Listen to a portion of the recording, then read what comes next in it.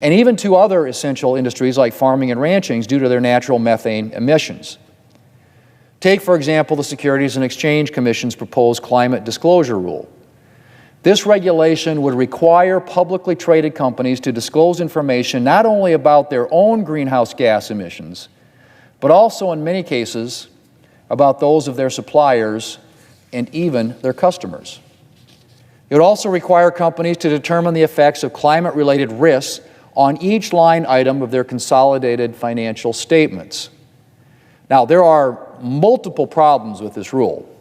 One notable problem being the fact that it is a totally unworkable regulation. Companies have zero control over the emissions of their suppliers and customers and little to no ability to accurately gauge those emissions. But leaving aside the unworkability factor, the major problem with this proposed rule is that it is clearly designed to coerce companies to sever or reconsider their ties with certain industries, notably, of course, the conventional energy industry, but also with other industries like agriculture. Mr. President, private companies, of course, have the right to consider whatever factors they want when determining what companies they will do business with and what they will invest in.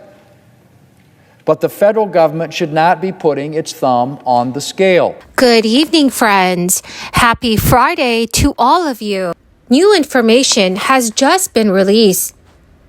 Inflation is on the rise once again, and the rising cost of living is really taking a great toll on millions of Americans. But now a growing number of lawmakers and economists agree that extra relief needs to be sent out.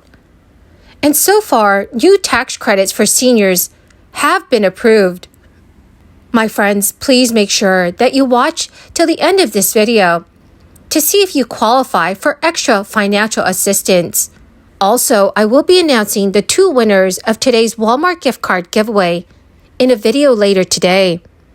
If you'd like to enter the weekly giveaways, all you have to do, friends, is click and like several of my videos, and then comment below the keyword of each video that you watch. The more videos that you comment on, dear friends, the greater your chances of winning the weekly giveaways. A measure the Federal Reserve watches closely to gauge inflation rose more than expected in January, indicating the central bank has a lot more work to do to bring down prices. The Commerce Department reported just today that the Personal Consumption Expenditures Price Index, which excludes food and energy costs, increased 0.6% for the month and was up 4.7% from 1 year ago. Wall Street has been expecting much better results. Matt Perrone, an economist, told CNBC News, "This morning's strong inflation data continued the recent spate of market unfriendly news. This could keep the policy rate higher for longer than the market had hoped, which in turn will likely pressure earnings. While we do see signs that inflation will eventually moderate, higher rates for longer will take a toll." Consumer spending also rose more than expected, even as prices had increased, jumping 1.8% for the month versus the estimated 1.4%. All of the numbers suggest inflation accelerated to the start of the new year, putting the Fed in a position where it will likely continue to raise interest rates. The central bank has pushed benchmarks rate up by 4.5 percentage points since March 2022, as inflation hits its highest level in about 41 years. The Fed follows the Personal Consumption Expenditures Index, which is also known as PCE. It's measured more closely than it does some other inflation metrics because the index adjusts for consumer spending habits, such as substituting lower-priced goods for more expensive ones. This provides a more accurate view of the cost of living.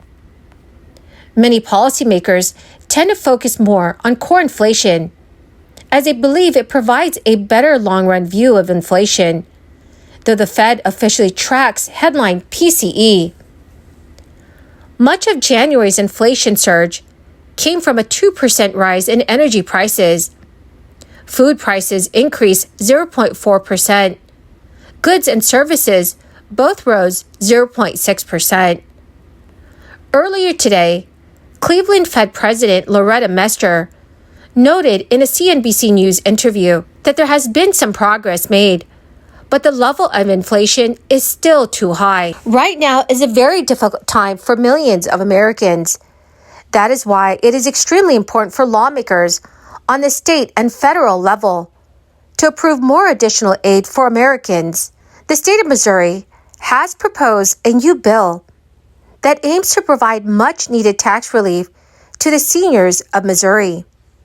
The proposed resolution is similar to other bills that are being considered in the state Senate and House, which are intending to provide tax relief to senior citizens. According to Missouri state officials, this resolution would put forth to the voters a dollar amount on freeze on what senior citizens will be paying for their primary residence when they reach the age of 67. So the committee's primary concern, as Democratic Representative Peter Meredith has mentioned, is where the money to cover the cap on senior taxes will be coming from for local governments. The New York State Department of Taxation and Finance is also reminding seniors that for most localities, the deadline to apply for greater property tax savings through the Enhanced Star Property Tax Exemption is March 1st, 2023. And in order to be eligible to upgrade to the 2023 Enhanced Star Property Tax Exemption, seniors must currently receive the basic Star Property Tax Exemption, have one owner of the property who will be at least 65 years of age by December 31st, 2023, and also have had 2021 income equal to or below $93,200. There is also a senior citizen exemption, which is additional exemption that reduces residents' county or town school bill. The age requirement is 65, and there are income guidelines as well. All eligible seniors should apply to their assessor's office by the application due date, which is March 1st in most towns and some cities. But again, there are some exceptions. In 2022, 568,000 senior citizens received a total of nearly $800 million in savings from the Enhanced Star Property Tax Exemption. Seniors who received the STAR credit instead of the STAR exemption do not need to apply or take any other action. Well, my beautiful and most dearest friends, that is the end of my daily stimulus update video for this Friday. Thank you, dear friends, for being part of this community and for joining me here every single day. If you would like to enter the giveaway, simply click and like several of my videos and then comment below the keyword of each video that you watch. My dear friends, the more videos that you comment on, the greater your chances of winning the weekly giveaways. Thank you, friends, and have a wonderful and very blessed Friday.